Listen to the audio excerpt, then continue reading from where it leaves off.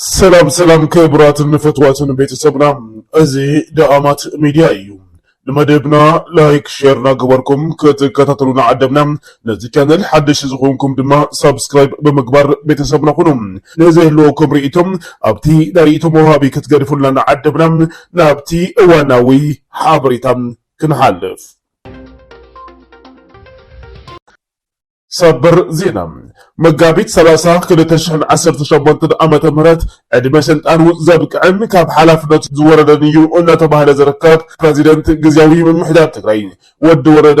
ኣብ ክንዲ ብሰላማዊ መንገዲ ዝተዋህቦ ሓላፍነት ህዝቢ ምርካብ ን4 ላዕለዎት ሓለፍቲ ካብ ምድቦም ማለት እውን ሓላፍነቶም ንኽላዕሉ ናይ እግድ ደብዳቤ ከም ዝፀሓፈ ተፈሊጡሎም ክሳብ ሕዚ ዳይ ሓደ ጥራሕ ወፂኡ ከም ዘሎን ናይቶም ሰለስተ ግዳም ገና ናብ ኢዶም ከም ዘይበጽሖምን እውን ንምፍላጥ ተኻኢሎም ካብ ሓላፍነቶም ክላዕሉ ደብዳቤ ዝተጻሕፈሎም ሓለፍቲ እዞም ዝስዕቡ ምዃኖም እቲ ዝተረኸበ ሓበሬታ የመላኽት። ቀዳማይ ምክትል ፕሬዚደንት ኣማኑኤል ኣሰፋ፣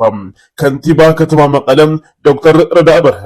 ዋና ኣመሓዳሪ ዞባ ማእከል ትግራይ ሽሻይ ግርማይ፣ ዋና ስራሕ መካየዲ ትግራይ ቴሌቪዥን ኣባደ ገብረስላሴን ኮይኖም ክሳብ ሕዚ ንዋና ስራሕ መካየዲ ትግራይ ቴሌቪዥን ኣባደ ገብረስላሴን ካብ ስራሕ ክለዓል ዝእዝዝ ደብዳቤ ናብ ኢዱ ከም ዝበጽሖም ተፈሊጡሎም ብፌደራል መንግስቲ በተደጋጋሚ እናተጣሓሰ ዝጸንሐ ስምምዕ ፕሪቶርያ ኣብ መወዳእታ ክልቲኦም ተደራደርቲ ኣይተስማዕምዑሉን ዝተባሃለ በይናዊ ውሳነ ካብ ስምምዕ ፕሪቶርያ ወጻኢ ዕድመ ፕሬዚደንት ግዚያዊ ምምሕዳር ትግራይ ብብልጽግና ምንወሑ ስዒቦም ፈራሚ ስምምዕ ፕሪቶርያ ዝኾነ ውድብ ህወሓት ኣባይተ ምኽሪ ህዝቢ ትግራይ ሓፋሽ ውዳበታት ህዝቢ ትግራይ ሰራዊት ትግራይን ኩሎም ዓቕምታት መኸተን ትግራይ ካብ መጋቢት 30 2018 ዓመተ ምህረት ንድሓር ግምት ይኹን ፕሬዚደንት ግምት ተቐባልነት ከም ዘይብሎምን እቲ ቅድሚ ሕዚ ብህዝቢ ዝተመረፀ መንግስቲ ናብ ቦትኡ ክምለስ ከም ዘለዎ ምውሳኖም ስዒቦ እዚ ተጻሒፉ ዘሎ ደብዳቤ ዋጋ ከም ዘይብሉ እናተገለጸ ይርከብ። ፕሬዚደንት ታደሰ ድሕሪ መጋቢት 30 2018 ዓመተ ምህረት ክሸውምን ከውርድን ኣይኽእልን ዝተባሃለ ኮይኑ በዚ መሰረት ድማ እዚ ደብዳቤ ሕጋውነትን ተፈጻምነትን ከም ዘይብሉ እውን ተገሊጹሎም ብዓይኒ ሕጋውነትን ቅቡልነትን እዞም ተጻሒፉሎም ዘለዉ ኣካላት ንወዲ ወረደ ዘባረርዎ እምበር ንሱ ዘባረሮም እውን ኣይኮነን ተባሂሉሎም ናይ ሚድያ ሓለፍቲ ብምልዓል ዝጀመረሉ ምክንያት እውን ሚድያታት ተቆጻጺርካ ህዝቢ ንምድንጋርን ዕግርግር ንምፍጣርን ብምሕሳብ እዩ ዝብሉ ወቀስቲ እውን ኣይተሰኣኑን። እዚ ድማ ካብቲ ሕሉፍ እኹል ትምህርቲ ዝተወሰደሉ ስለ ዝኾነ ዳግማይ ዕግርግርን ታሕሚስን ንኽፍጠር ዝፈቅድ ኩነታት ክህሉ ከም ዘይግባእ እውን ይዘረበሎም። እዚ ከምዚ ኢሉ እንከሎም እቶም ዛጊድ ተወሲኖም ዘለዉ ውሳነታት ህዝቢ ሰራዊትን ህወሓትን ብህፁፅ ናብ ጭቡጥ ተፈጻምነት ክሰጋገሩ ኩሎም ዝምልከቶም ኣካላት ስርሖም ክሰርሑን ሓላፍነቶም ክዋፁን ከም ዝግባእ ዝተገለጸ ኮይኑ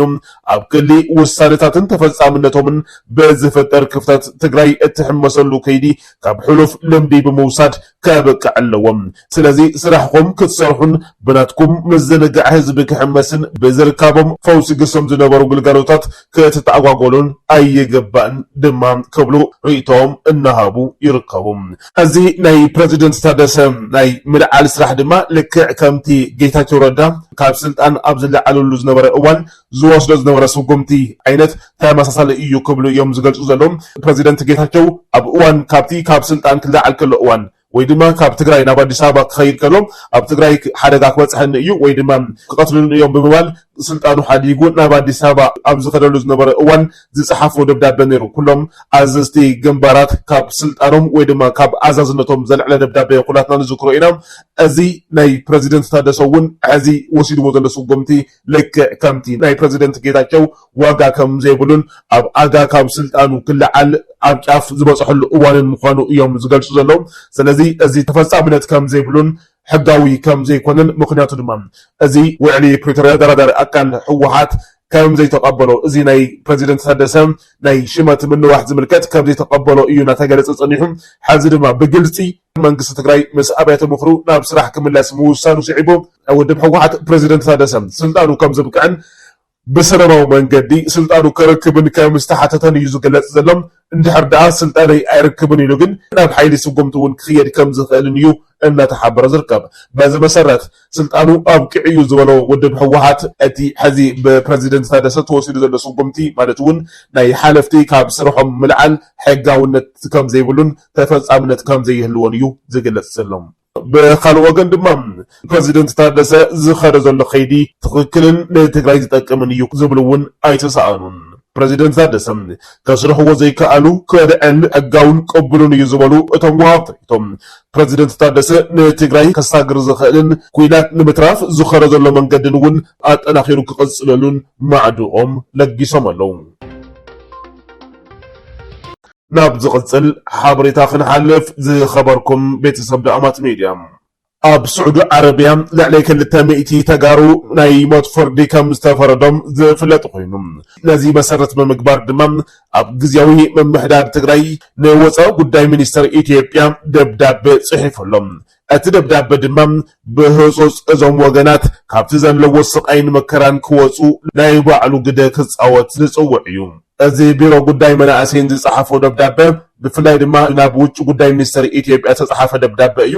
እቲ ኣብ ስዑዲ ዓረብ ኣጋጢሙ ዝተባሂሉ ዘሎ ወይ ድማ ተወሲኑ ዝበሃል ዘሎ ናይ ልዕሊ 200 ዝኾኑ ወገናት ናይ ሞት ውሳነ ብህጹጽ መንግስቲ ምስ ስዑዲ ዓረብ መንግስቲ ተዘራሪቡ እዚ ጉዳይ እዚ ከይተፈጸመ ናብ ዓዶም ክመለሱ ክሰርሕ ከም ዝግብኦ ዝሓትት ደብዳቤ እዩ ናብ ውጭ ጉዳይ ሚኒስትር ኢትዮጵያ ተጻሒፉ ዘሎ ከምኡ ድማ ውድብ ወለዶ እውን ናብ ውጭ ጉዳይ ሚኒስትር ኢትዮጵያን ናብ ኤምባሲ ስዑዲ ዓረብ ኣብ ኢትዮጵያን እውን ደብዳቤ ጽሒፉሎም ውድብ ወለዶ ትግራይ ወለዶ ኣብ ስዑዲ ዓረብያ ናይ ሞት ፍርዲ ዝተፈረደሎም ልዕሊ 200 ኢትዮጵያውያን ብበዝሒ ድማ ተጋሩ ዝርከብዎም ምዃኑ ዝተገለጸ በዝምልከት ንወፃኢ ጉዳይ ኢትዮጵያን ንኣምባሳደር ስዑዲ ዓረብያ ኣብ ኢትዮጵያ ዕላዊ ደብዳቤ ጽሒፉሎም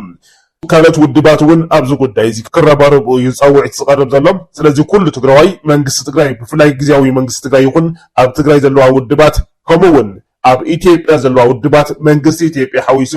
እዚ ጉዳይ እዚ ብትኹረት ክከታተልዎ ከም ዝግባእ እዩ ፃውዒት ዝቐርብ ዘሎ ደመና ኩናት ይበተን ከም ዘሎም ተገሊጹ ስርዓት ብልጽግና ኣብ ትግራይ ካብ ፈለማ 2018 ዓመተ ምህረት ጀሚሩ ነቲ ካብ መጀመርቱ እውን ናይ ግዜ መግዝኢ ብዝብል ዝፈረመ ውዕል ቀስ ብቐስ እናፍረሱ ድሕሪ ምጽናሕ ትግራይ ተዳኺማ እያ ህዚ ኩናት ከፊትና ድሌትና ክነፍጽም ንኽእል ኢና ብዝብል ዘንቡዕ ጸረ ህዝቢ ውሳኑ ኣትዩ ጸኒሑ እዩ ነቲ ዝጀመረ ጆኖሳይድ ክፍጽም ድማ ትንዕ እናበለ ይርከብ ክሳብዚ እዋን እውን ናብ 3 ግዜ ዝኸውን ተኽሲ ክኸፍት ሓሲቡ ጠጠው ክብል ክኢሉ እዩ ምክንያቱ ድማ ስለ ዘይከኣለ እዩ ነዚ ንምፍጻም ድማ ከምቲ ናይ 2013 ዓመተ ምህረት ሰራዊቱ ኩሉ ናብ ደቡብ ትግራይ ማለት እውን ብምብራቅ ብደቡብ ብምዕራብን ሰሜን ምዕራብን ትግራይ ክኸብብ ገይሩ ኣብ ናይ ተኽሲ ርሕቀት ኮይኑ ኣብ ዝመቸዎ እዋን ኩነታት መዚኑ ተኽሲ ክኸፍት ሙሉእ ምድላው ገይሩ እዩ ይኹን እምበር ብዝተፈላለየ ዘይምችውነት ውሽጣውን ገዳማውን ኩነታት እናተጸልዎም ክሳብ ህዚ ናብ ሙሉእ ተኽሲ ከኣቱ ኣይከኣልን ከም ጸብጻብ ዝተፈላለዩ ማዕኸናት ሓበሬታ ኩናት ከይውልዕ ምኽንያታት ዝኾንዎ ነጥብታት እንትዝርዝሩ ቀዳማይ ኣብ ውሽጢ ሱዳን ብጀነራል ደጋሎ ዝምርሑ ሓይልታት ቅልጡፍ ደገፍ ናይ ሕቡራት ዓረብ ኤሚሬት ወኪል ኮይኑ ብምድጋፍ ኣብ ኣሶሳ መሰልጠኒ ካምፖ ኣጣይሹ ይሕግዝ ከም ዘሎ ብእሙናት ማዕኸናት ዜና ዓለም ብካርታ ዝተደገፈ ጸብጻብ እናቕረባ ከም ዘቃልዓም ዝፍለጥ እዩ ስለዝኾነ ድማ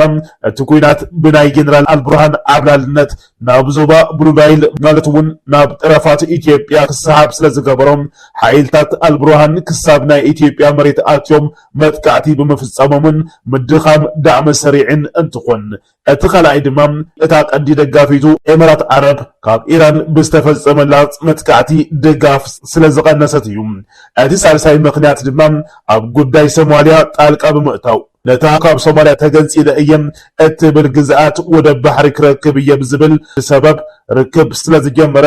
ብዝተፈጠረ ዲፕሎማስያዊ ውጥጥ ሰራዊት ሶማልያ ናብ ጠረፍ ኢትዮጵያ ዝርከብ ደቡባዊ ምዕራብ ሶማሊላንድ ብግብፂ እናተሓገዘ ስለዝተቆራጸሮም ንስርዓት ኢትዮጵያ ስጋት ኮይኑሎም ብሓፈሻ ኢትዮጵያ በእኒ ግብፂ ሱዳን ሶማልያ ኤርትራ ሳዑዲ ዓረብያ በተጻረርቲ ዓድታትን ሓይልታትን ብሕብረት ኣብ ክቢ ስለዝኣተወት እዩ ከም ረብዓይ ምኽንያት እውን ኣብ ውሽጢ ዓዲ ዘለው ብዕጥቂ ዝተሰነየ ጎንፂ ነታ ዓዲ ይሕምሳ ስለ ዘሎ እዩ ስለዝኾነ ኣብዚ እዋን መንግስቲ ኢትዮጵያ ንባዕሉ ኣብ ክባ ዘሎ ስርዓት ንትግራይ ከቢቡ ኩናት ዝኸፍተሉ ኩነታት ዝፀበበ ከም ዝኾነ ክሳብ ሕዚ እውን በቲ ጀሚርዎ ዝነበረ ተሃዲድ ክቐፅል ዘይከኣለ ደላይ ሰላም ኮይኑ ዘይኮነስ ንግዚኡ ኣየዋፀንን ኢሉ ስለዝደምደመ እዩ ብኻልእ መልክዑ ድማ ንትግራይ ብኢኮኖሚ ማዕቀብ እናገበረ ክትዳኸም ይሰርሕ ስለ ዘሎ መሬት ትግራይ ገዊጡ ህዝቢ ተፈናቂሉ ብዘይ ኩናት የፅንት ስለ ዘሎ ኣብ ፖለቲካ ትግራይ ኢዱ እናእተወ ብቐጻልነት ኣብ መሪሕነት ትግራይ ዘይምርዳእ ክፍጠር እናገበረ ኣቕኑታት ትግራይ ሓደ ኮይኖም ግዛኣቶም ከየውሕሱ ነንባዕሎም እናተመናጨቱ ከዳኸሙ ይገብር ስለ ዘሎ ብዘይ ናይ ጥይት ተኹሲ ኩናት ንስዕር ኣለና እናበለ ክሳብ ብሚድያታቱ የሰራጩ ከም ዘሎም ይፍለጥ ስለዝኾነ ብዘይ ኪሳራ ዓወታት እናረኸበ እንተዘይዓቢዱ ናብ ኩናት ኣትዩ ዝኸስረሉን ከይዱ ድማ ክሰዓረሉ ናብ ዝኽእል ኩናት ዘሊሉ ዝኣትወሉን ዕድል ኣይህሉን እዚ ንትግራይን ተጋሩን ከመይ ይጥቀመሉ ብመሰረቱ መሬትና እንተዘይተመሊሱ ረብሓታት ህዝቢ ትግራይ እንተዘይተረጋጊፁ በቲ ዘሎ ዕፅወን ክባን ምቕፃል ካብ ኩናት ዝኸፍአ ምዃኑ ኣብ ምርድዳእ ምብፃሕ ዘድሊ ጉዳይ እዩ ምዝረ ረሃብ ይሃይሽ ኩናት ካብ ጥሜት ኩናት ይሓይሽ ከም ዝበሃል በዚ ዕፅዋ ክንነብር ኣይንኽእልን ኢልና ሓድነትና ኣጠናኺርና እንተተቃሊስና እንተኾነ ብዘይ ኩናት እንተዘይኮይኑ ድማ ብትሑት ኪሳራን ቀሊል ውግእን መሬትና እንምልሰሉ እዋን ሕዚ ምዃኑ ኣሚንና ክንረባረብ ከም ዝግባእ ብርክት ዝበሉ ተንተንቲ ፖለቲካ ተጋሩ እናገለጹ ይርከቡ ፍትዋትን ክቡራትን ቤተሰብ ዳኣማት ሚድያ ብቐጻሊ ብኻሊእ ሓበሬታ ክንራኸብ ኢና ክሳብ ሽዑ ሰላምን ጥዕናን ተመኒና ሰላምን ቅሳነትን ንህዝቢ ትግራይ ዓወት ንሰራዊት ትግራይ